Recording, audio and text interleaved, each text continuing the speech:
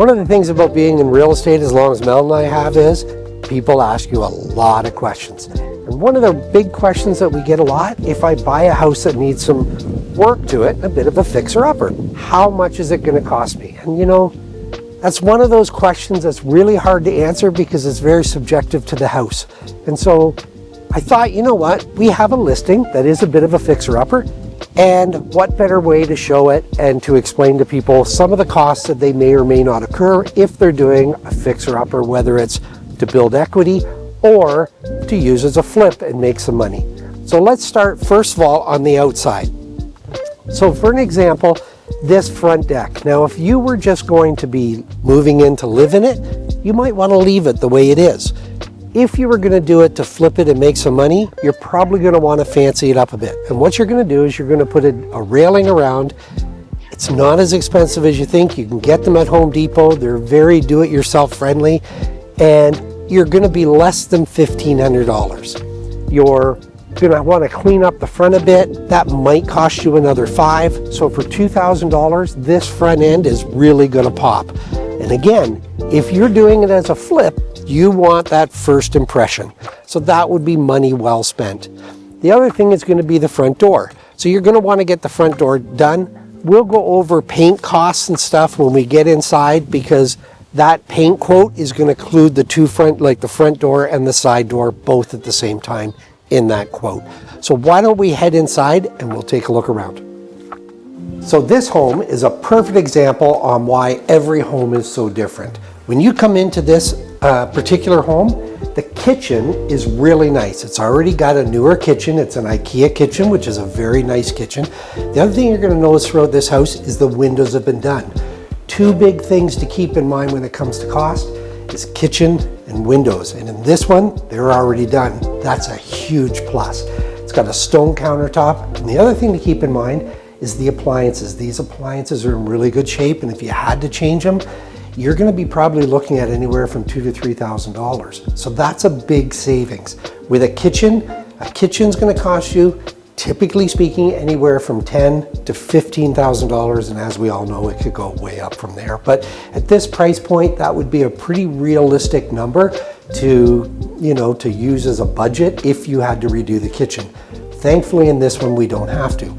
Windows can get really expensive. Windows, you can spend up to $800 a window or more. So windows can be pricey. That's one of the good things about this. So when you are looking for a property that you want to either build some equity or use as a flip, you're gonna wanna look at those things and keep those in mind. So the biggest things you're gonna end up doing in this house is you're gonna notice the floors. The floors on this main floor, they're all different, they're worn. You're going to want to replace these. My suggestion is, if you're doing it for yourself, then you can maybe do a click floor and do it all on your own. But if you're doing it to flip it and to make profit, you're going to want to have these floors professionally installed. Now, what's that going to cost you? So on average right now, you're going to spend about $2.70 Canadian to buy a good quality laminate floor. And you can go up from there or you can buy lower, but that's going to be a mid-range. And typically speaking, you're going to assume that the cost of the materials is going to match the labor to have it done. So if it's costing you $3,500 in materials, it's going to cost you $3,500 in labor. And that's a pretty good ballpark. And you can just measure out any house. This particular house, I have a quote from Great Canadian Floors. They're a very good floor company. No, I don't get sponsored by them. I just use them a lot because they're very good at what they do and they've never let us down. So now that we've talked about floor, we're going to get into paint. But before we do that, I want to point one quick little thing out. So let's head in here, for example. So you can tell that this used to be a bedroom. They've converted it into a dining room, which, this being a 3-bedroom, do you really need 4 in this footprint? The answer is probably not. So having it as a dining room is a great idea. But you're going to see this piece here. Now, you're going, what the heck is it? There's a closet back there. This is an entrance to the other bedroom. This is a big waste of space. What can we do with it? Well, we're replacing the floors. These floors are all gone. This wall, you have to confirm it, but I can tell you that this particular wall is not a structural wall. So it's pretty easy at this point when you've removed the floors to open this, take that directly out, and you'll see on the other side, now when you come into that room, it'll go straight across. That'll make that room feel a whole lot bigger because you're gonna have a lot more space.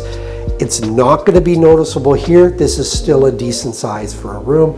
And at best, when you're doing it this way, it might cost you $2,000 to remove that wall and build a new one. So that's money well spent. Now let's head in and start talking about the painting.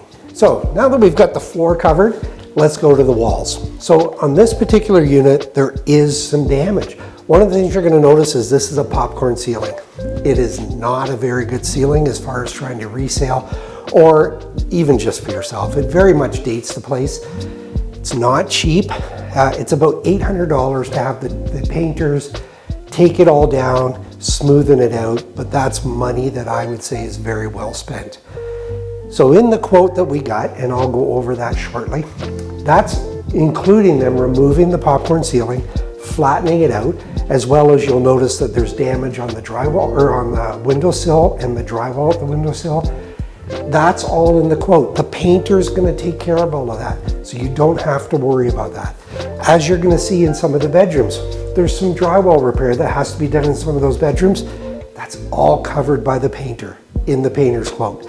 Let them do it. They'll do it right. You'll be happier than ever. Nice things about this bathroom is there's nothing really to do. The floors, yes, they have to be replaced, but guess what? That's gonna be done while your whole main floor gets done anyways, so that's at no extra cost in this bathroom expense. One thing you're gonna notice, shower. This is a beautiful shower. It's a shower insert that they've put in it. They've done a really, really good job on it. It's obviously been professionally done and you don't have to worry about it. That just saved you big money. You can be $2,000 and up on doing a shower. One of the other things, I know it sounds funny, this one's got an elongated toilet. People think I'm crazy, but I will tell you, it makes a difference. When you walk into a bathroom and it's got this little toilet that reminds you of being in kindergarten, it's just one of those things. Everybody loves an elongated toilet. This bathroom, you really don't have to do anything. Best case scenario, you might want to change the vanity and the light. Other than that, you're done. Here we are in one of the bedrooms, which is really good because this is the bedroom that I was talking about where we'd be removing that wall. So you can see how much bigger it would make this room if this wall is gone. And again, that's not a very big expense. One of the other things you're going to notice about this property is these bedrooms, for whatever reason, it must have been when they put this floor down, they took off the baseboards, but they didn't put them back down.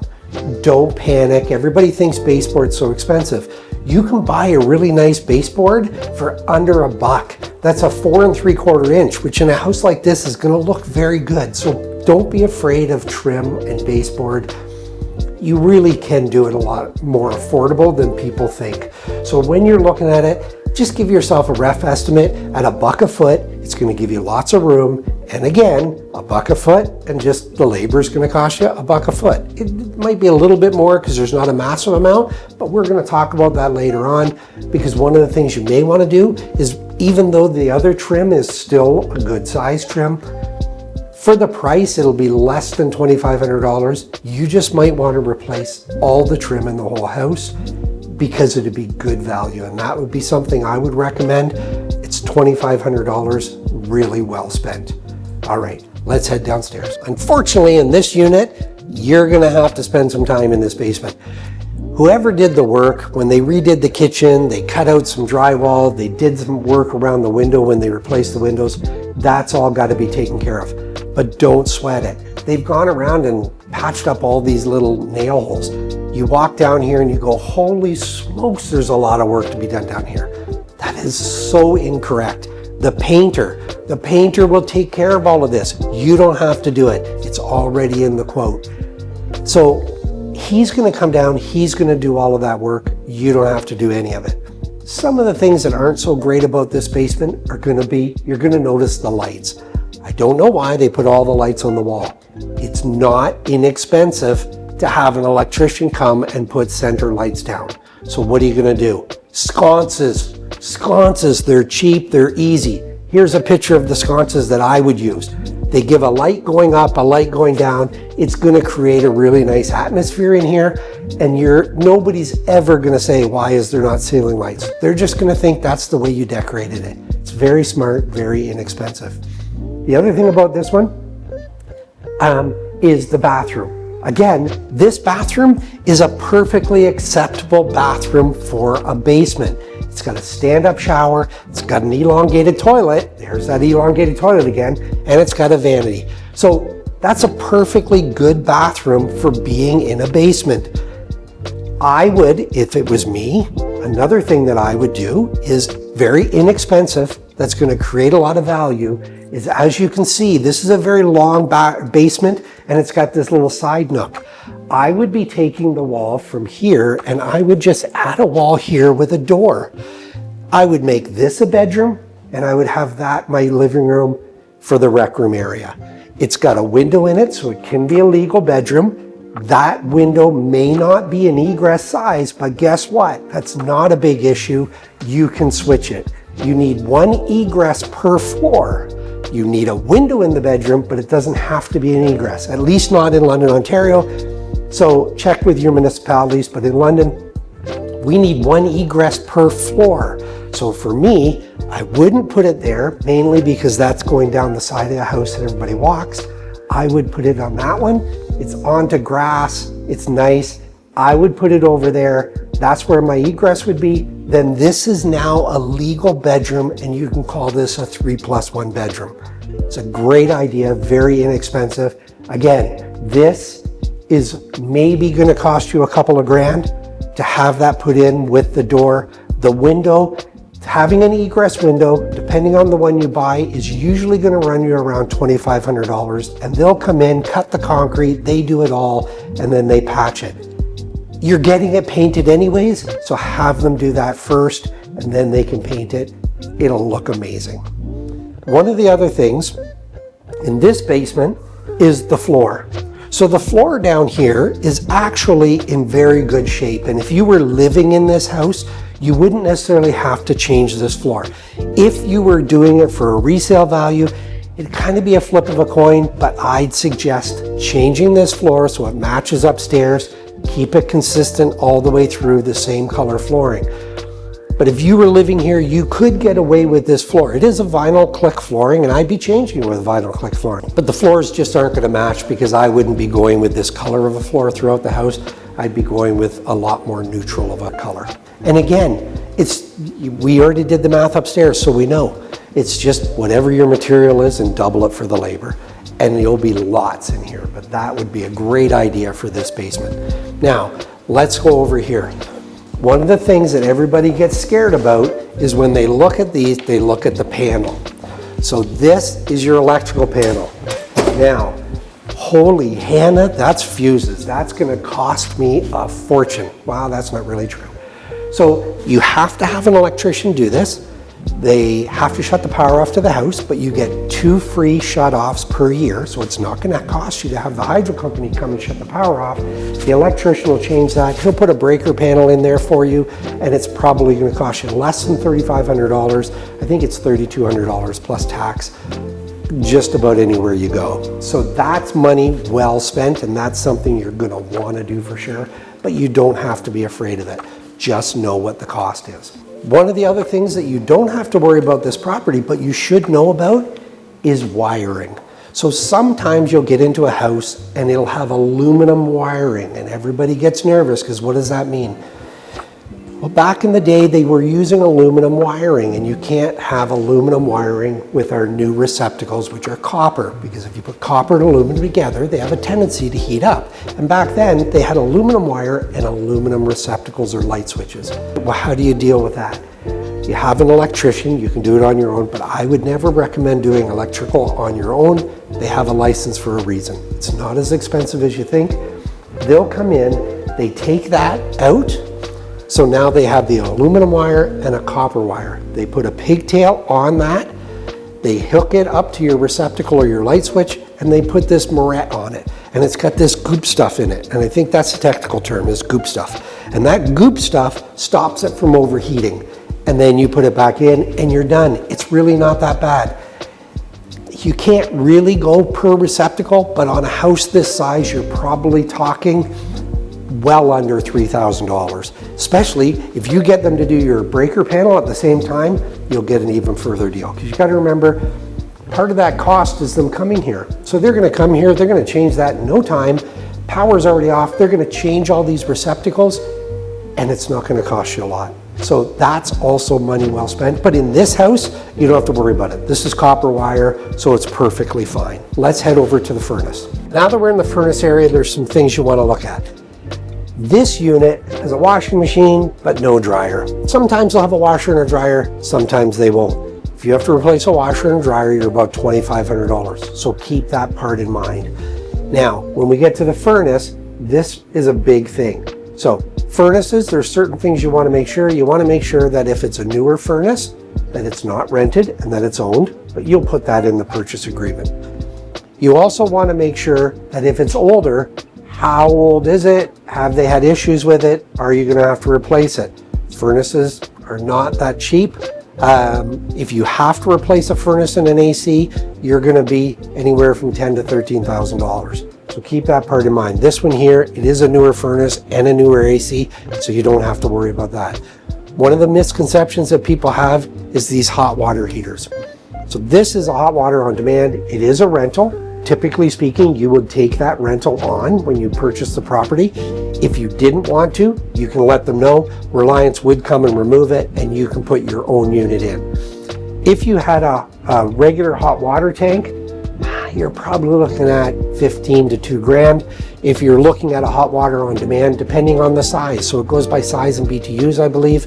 I'm not a hot water guy, but I think it goes by BTUs, and you're probably 3 to 4 grand and up. So they are a little more expensive, but they're a lot more efficient, and you don't have to worry about running out of water, which is worth all the money.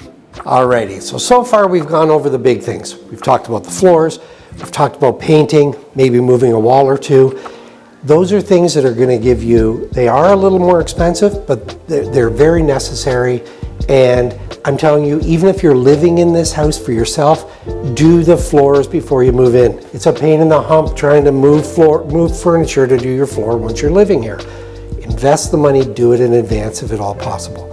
But now that we've talked about the big things, the floor, the walls, the house looks and shows amazing. Let's talk about some of those little things that you can do just to knock this out of the park. As you're going to notice, these are a decor or a flush mount, whatever they want to call them, kind of light switch, and you'll notice them on some of the receptacles. But you'll notice some of them are still the old style. I would change them, just like the receptacles. Change those receptacles so they all look the same. It's a very good look. These ones, you can wash them up and they'll look great. So the other thing with light covers is, if you were going to use this as a flip, I'd be taking it a step higher. I'd be using this kind of a light cover. They put them on the receptacles or on the light switches, and they're not going to show any screws. They really make a big difference if you're trying to flip the house to kind of go that extra mile. Another thing that's going to make a big difference is your vents. Yes, you can buy vent covers from Home Depot and you can get black ones. They'll look great. Or take it up a notch, buy these ones that you put the piece of flooring in it. It'll look amazing. People are going to walk in and the feeling that they're going to get is, this was done well.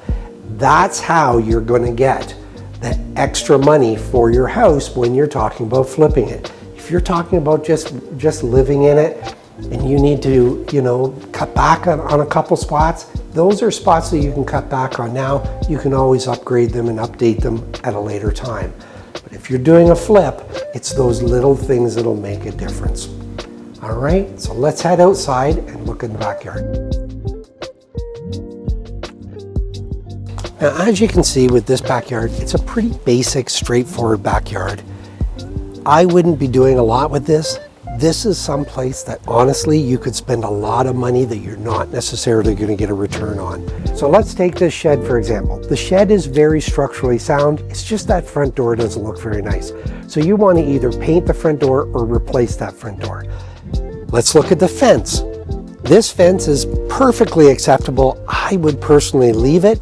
You could move it back. I don't know that it's going to make that big of a difference, so I would leave it. There's pros and cons to it. Yes, you're going to get an extra few feet for parking. Do you need it or not need it? And is that going to get you a return on your money? But the one thing, the disadvantage to moving it is, now that side door doesn't have direct access to the backyard. So if they have little kids, that's a bonus. So to me, I would leave that. I wouldn't, like I said, I wouldn't do anything back here, clean it up. I wouldn't worry about the fence. I wouldn't worry about anything. This is a very acceptable backyard. All right, so let's do a quick summary. If you were thinking of buying this house to live in it and you wanted to make it look a lot nicer, I would figure that you should probably estimate to spend about $15,000 to $20,000. Now keep in mind, that's not you doing any work, that's hiring it out. So you're not doing anything, but you're gonna spend about $15,000 to $20,000. And you're gonna be very happy with this house for years. If you're thinking about it as an income property, let's look at it from this standpoint. This house is on the market right now at $430,000. To do it as a flip, you're probably going to be closer to that $35,000 to $40,000. And then what's the house going to be worth? Well, in today's market, this house, if you did what the things that we had talked about and you do them properly, this house is going to be on the market around that $530,000 mark, and it might even be a little higher. But the value should be around that $530,000 mark. And that's a good profit. You know, you're still going to walk away with anywhere from $40,000 to $50,000 after all your expenses, your realtor's fees, land transfer tax, and that's good money. So there is still money to be made in flipping homes, and there are still homes out there that you can buy and make equity without breaking the bank. So if that sounds like something you're interested in and you would like help with it, feel free to reach out to either Mel and I. We'd be more than happy to give you a hand with it. If you like this video, please like and subscribe. If you have any comments or any questions, put them down below and I'll do my best to answer them. Until next time, have a great day.